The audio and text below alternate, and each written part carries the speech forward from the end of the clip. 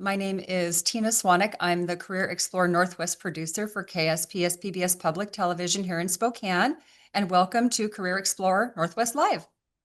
Career Explorer Northwest Live is an interactive Zoom event that connects young people with professionals to learn about careers and career paths.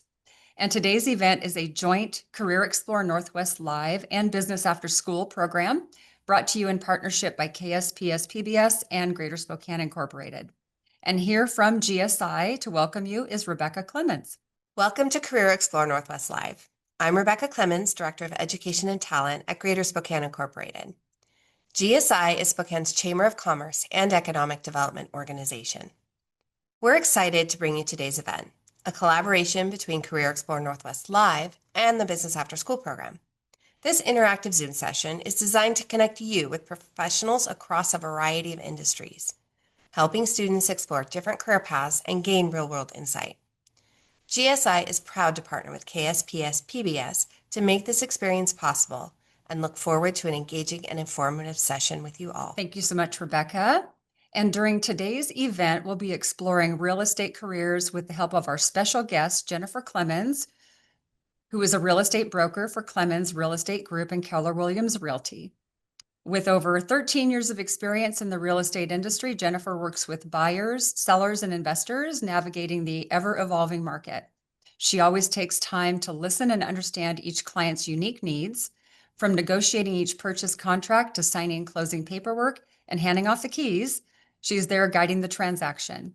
As a consultant and advocate, she ensures her clients feel informed and supported every step of the way.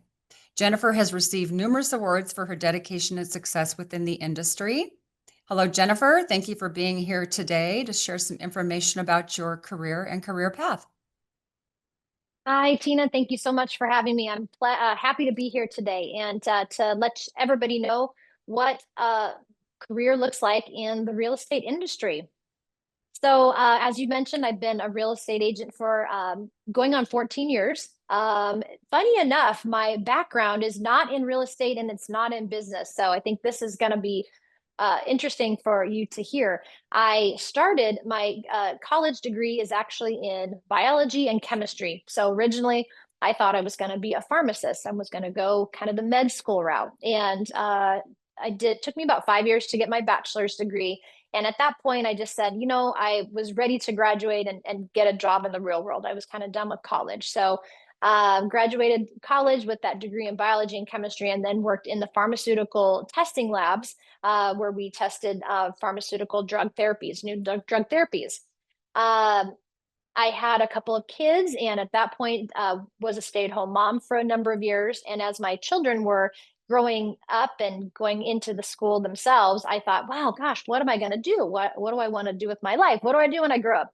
And I knew I didn't want to go back into the pharmaceutical world. And I have an uncle that has been a realtor in Wisconsin for 40 years. And I called him and I said, do you think I could do real estate? Do you think that this would be something that I could do? And he said, absolutely. So I asked him a ton of questions.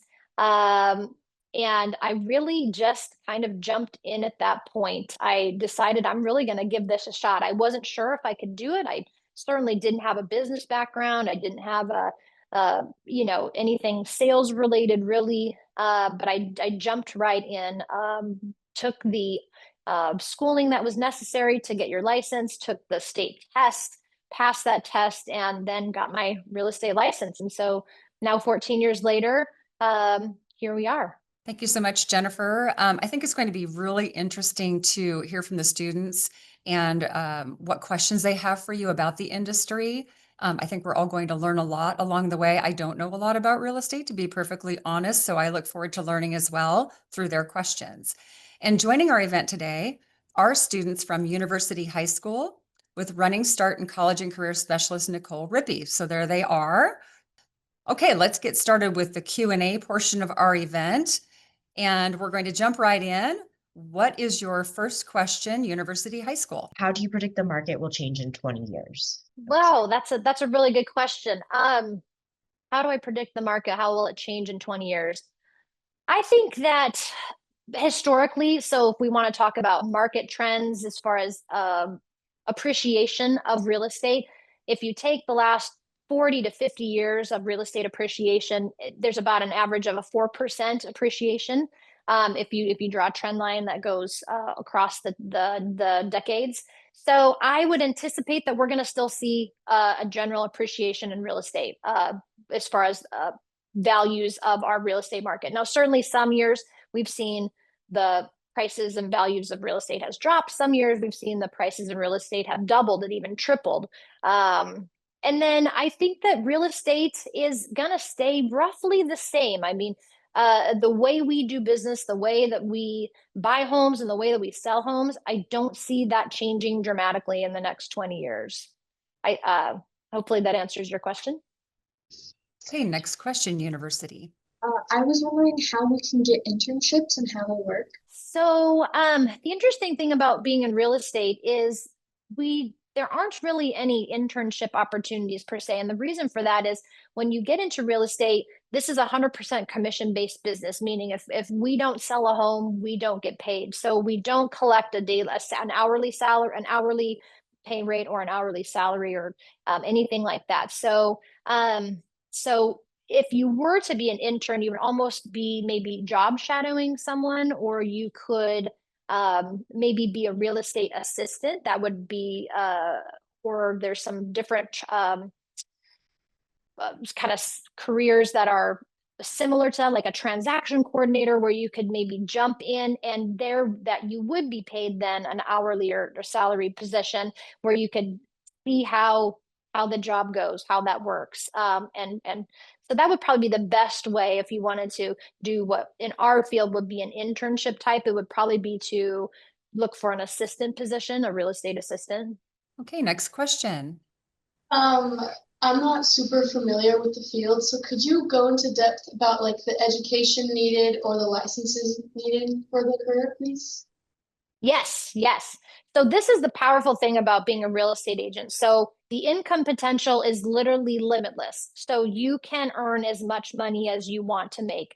The cost to get into the field for schooling is really low compared to, let's say, if you're going to go be a doctor or a lawyer, those costs are high. You're going to come out with some pretty high costs for college education.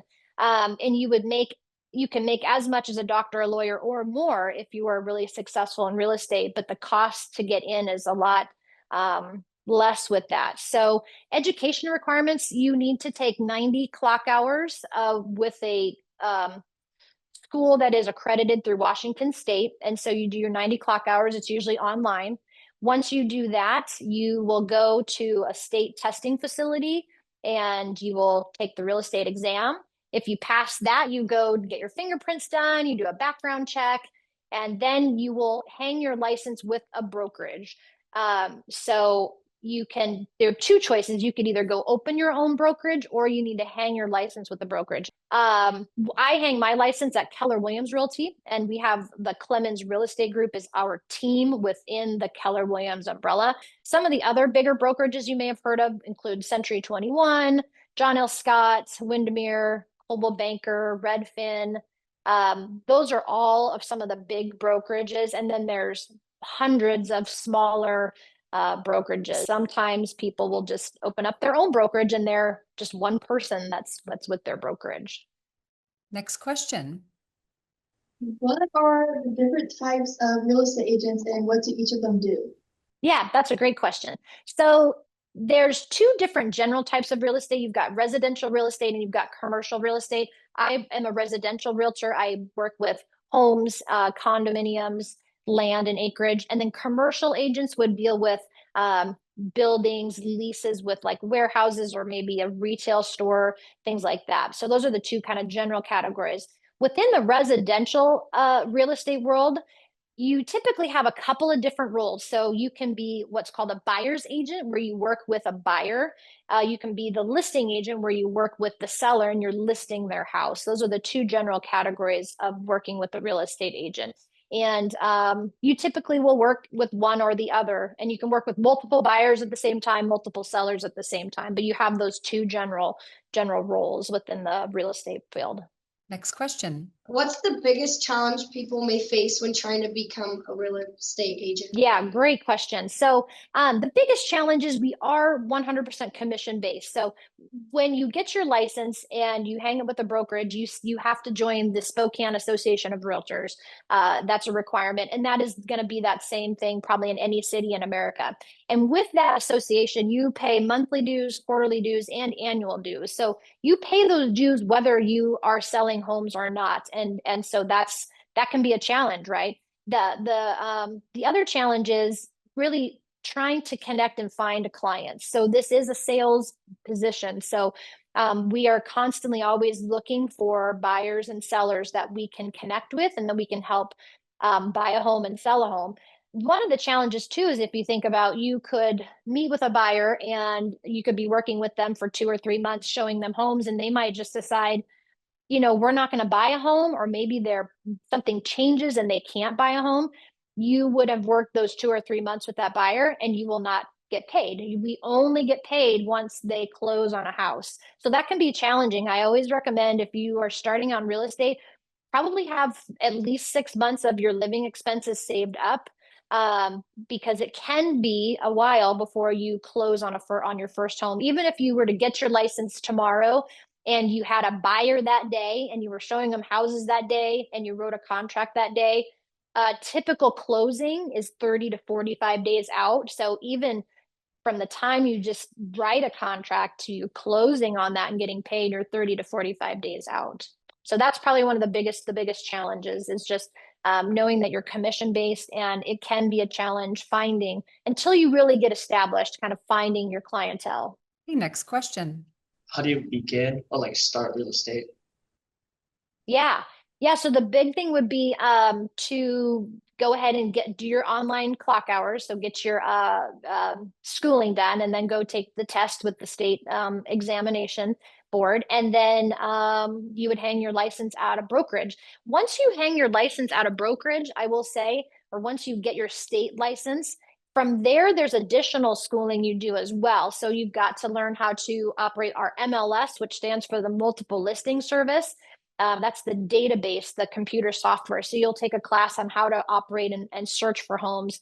You'll take a class on fair housing and ethics within real estate.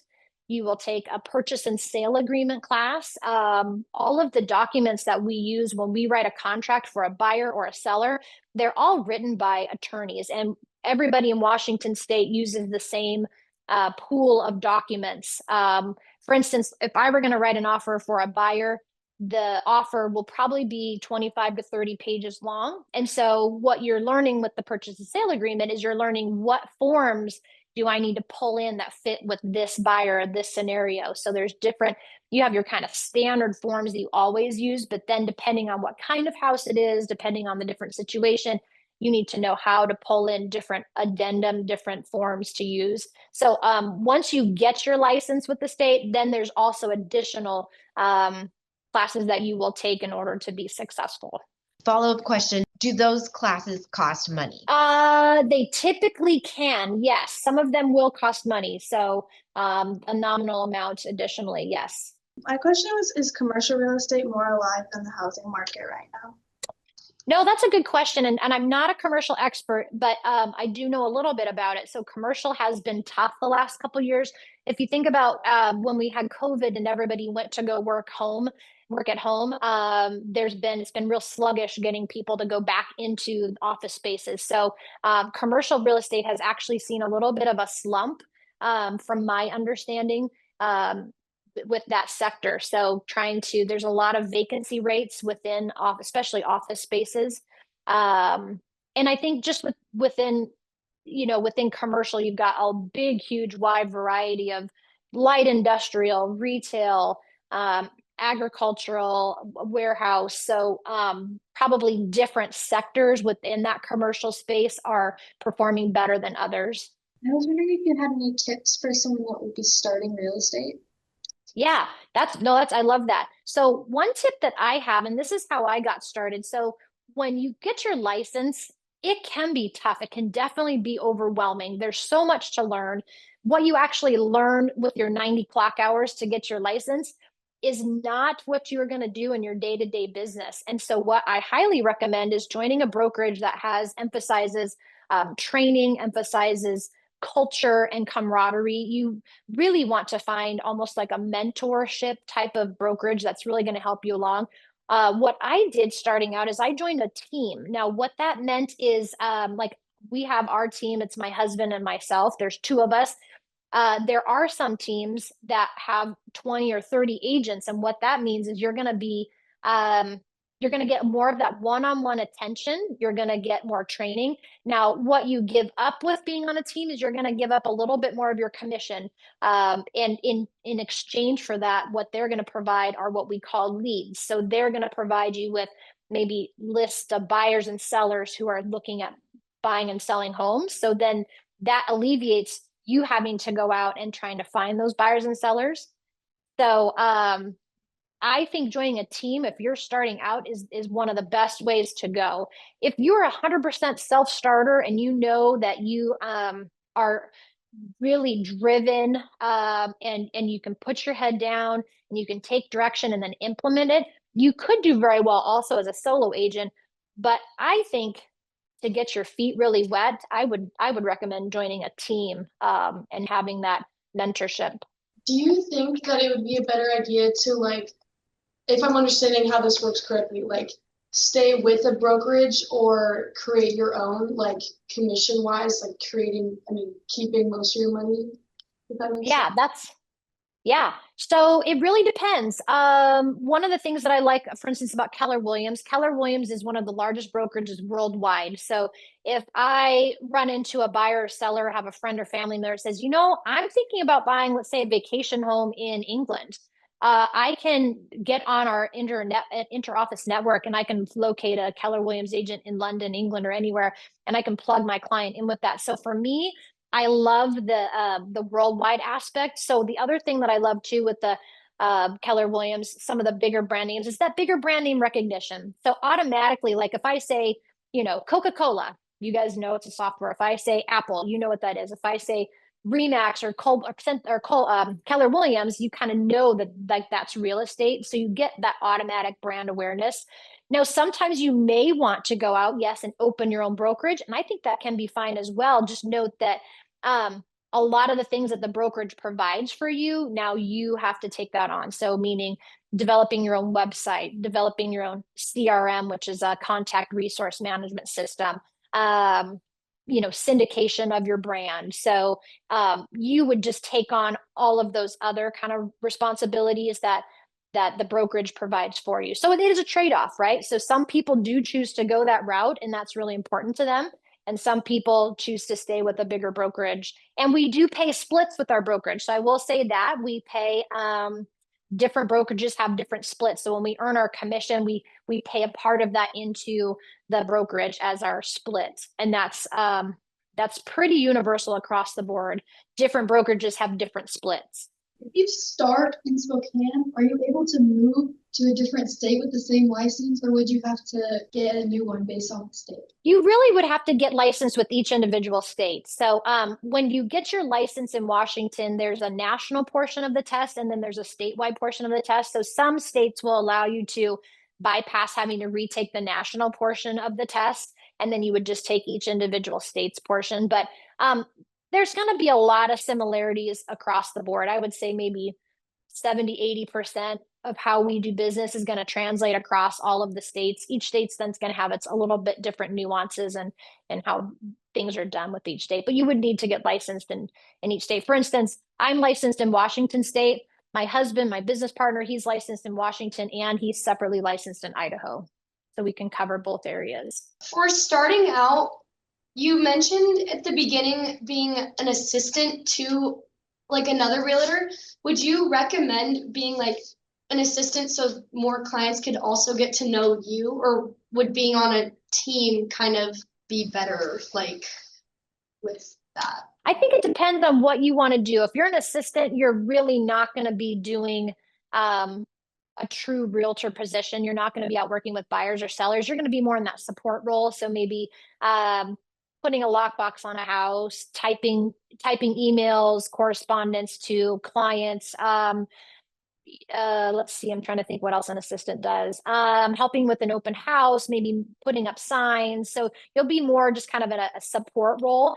And so I think it kind of depends on what you want to do. If you really want to jump in, you say, I really want to start working with buyers and sellers, I would recommend going the team route, where you get your license and then you join the team and you work closely with the people in the team to get your business going. How long does it take to apply for a real estate license? Yeah, so you take the 90 clock hours initially, and then you go and take your real estate examination. So however long it takes you to do your, I guess, 90 hours. So that would be your minimum to do that. So you can get it done pretty quickly, actually. You can just sit down and it's all online and you just kind of hammer through all of the clock hours and get your license.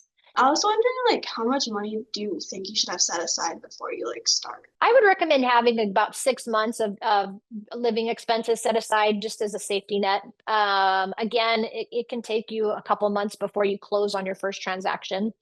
So, and then some months you may have some closings and some months you will not have closings. And so you need to be able to definitely have some savings set aside. So I think when you close on a transaction, and you get those paychecks, definitely you're going to spend some, you're going to have some fun time, but then you want to save some as well.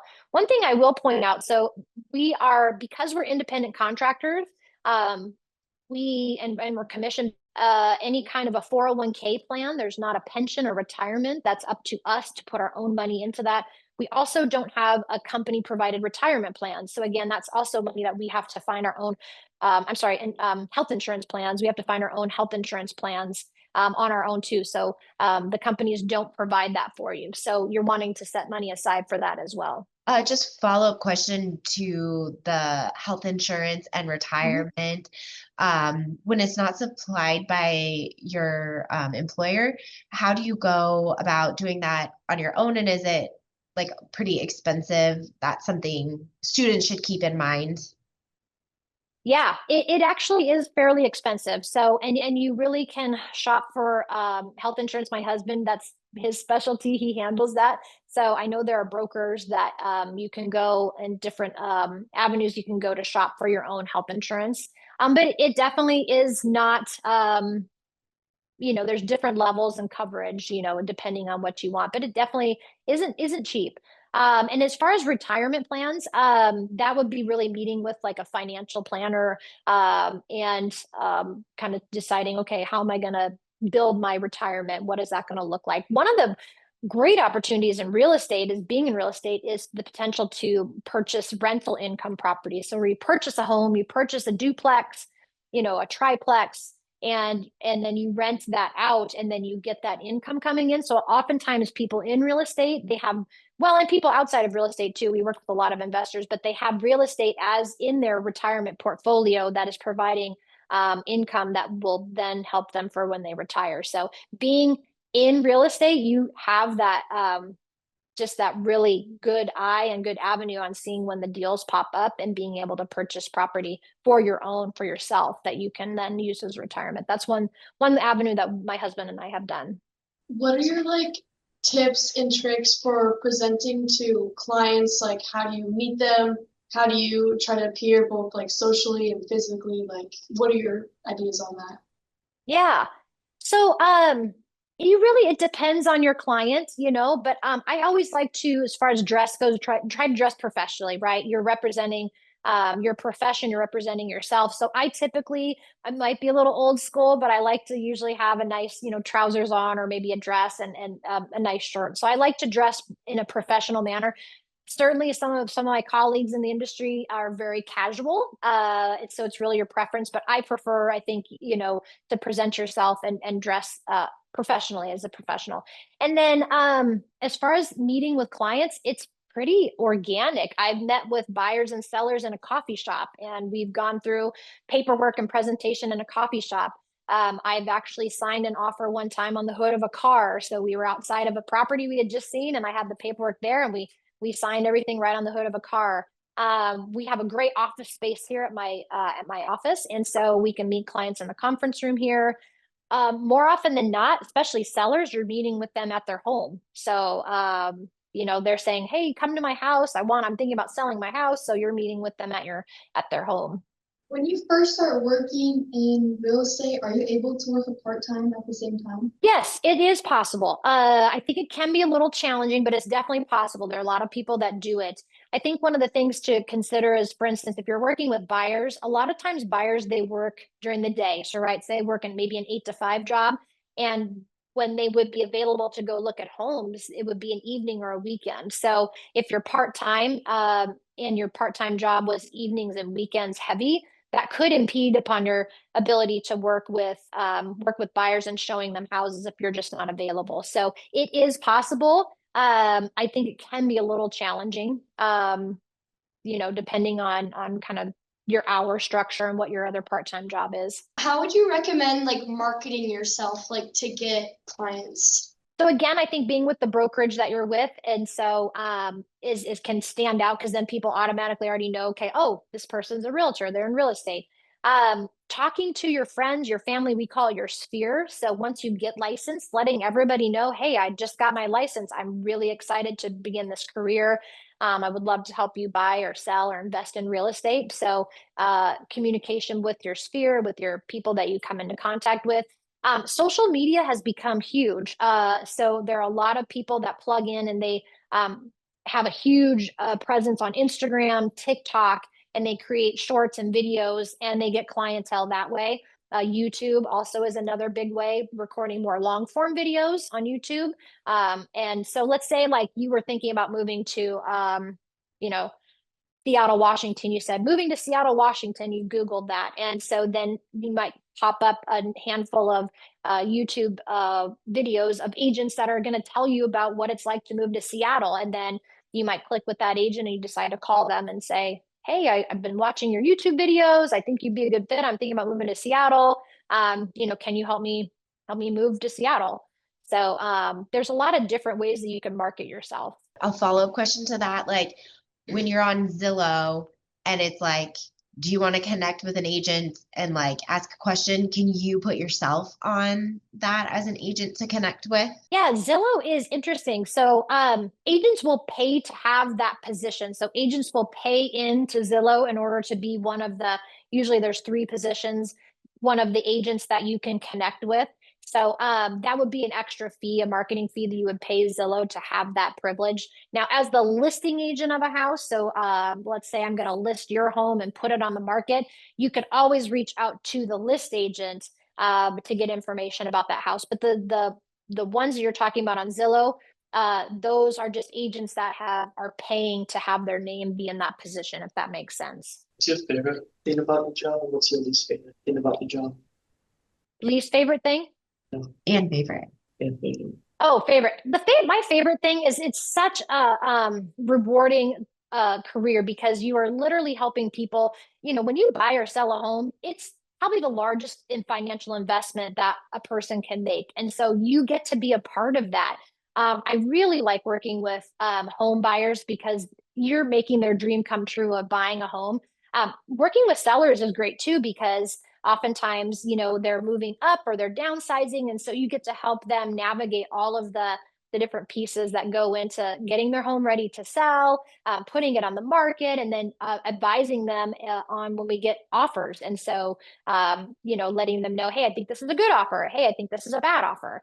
So it's really rewarding. You truly become a consultant, and I've made some deep, deep friendships with my clients. You just get to know people on a deep level.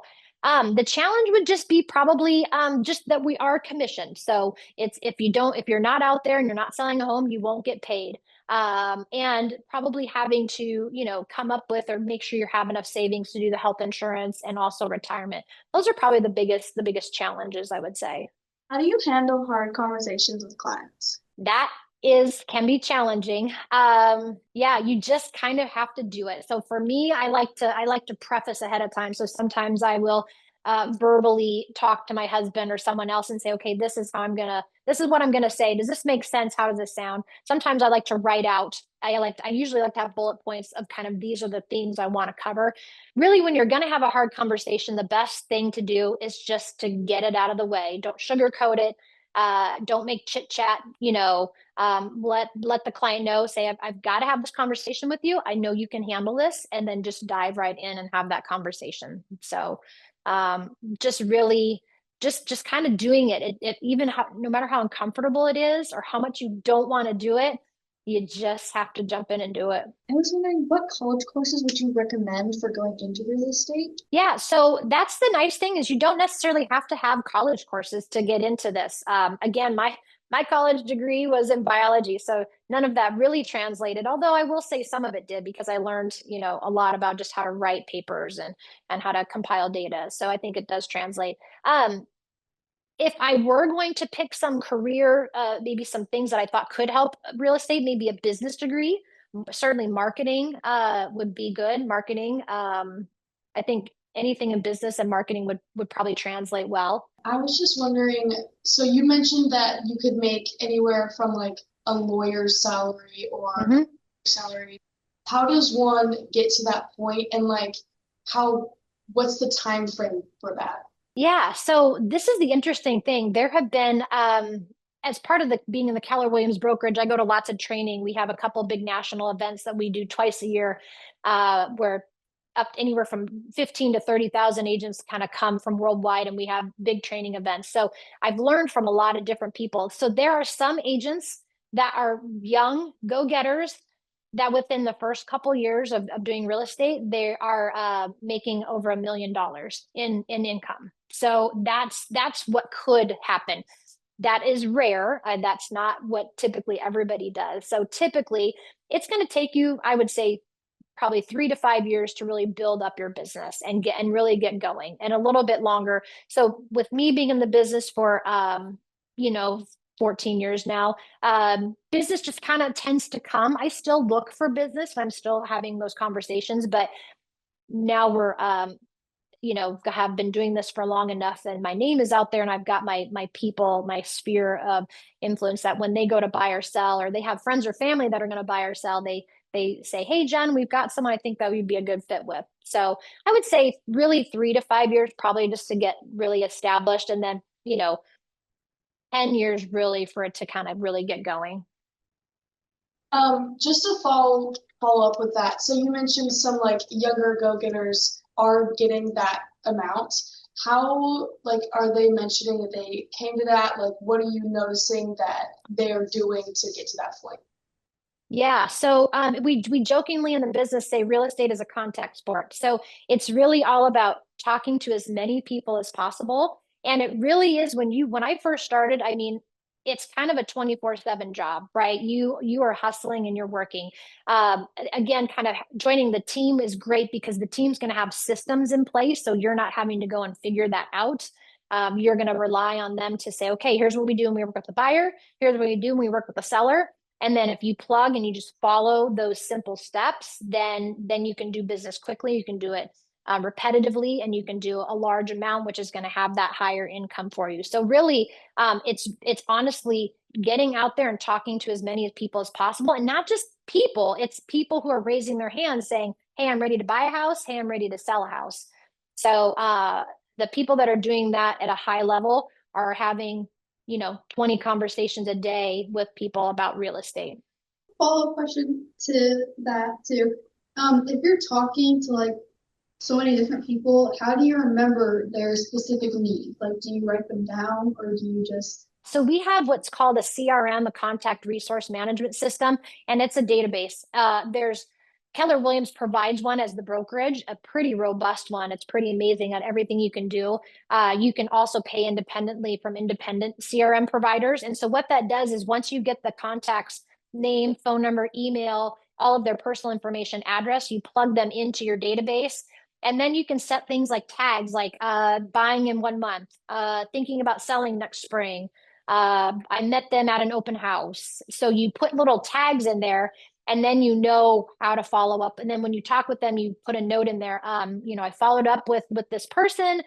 They're still not quite ready to buy. I'll follow up with them in another 2 weeks, and then it'll trigger you to call them again in 2 weeks. So you really, back in the day, old school, people would have, I don't know if you guys know what a Rolodex is. It was like a like kind of cards on a board that would spin. People would have just paper cards that were, you know, in a like a recipe box, and you would have their, you know, written information in there, all alphabetized. So the software and the CRM online management systems are pretty amazing. Because yeah, if you build a database of 2,500 or 5,000 people, yeah, it's impossible to keep track of all of that. You've got to have that system in place to help you with that. Yeah, I think we have time for maybe one more question. What are the different types of ways to list a home on the market? Yeah, there's really only a couple ways. So one, you can list it with a real estate agent like myself, and then it goes onto our multiple listing service. Once we put it into the MLS, the multiple listing service, then it goes out to the hundreds of thousands of websites that are out there. So it all starts with listing with the realtor, and from there it's where it goes to Zillow, Redfin, and again, all of those websites that are out there. So that is the best way. If you really want to sell your house, that is the best way to get it sold, because you're going to put your product and open it up to the whole world for them to bid on and buy the house. Now, some people choose to do what's called for sale by owner, which means they are not going to hire a realtor and they're going to do all of that themselves.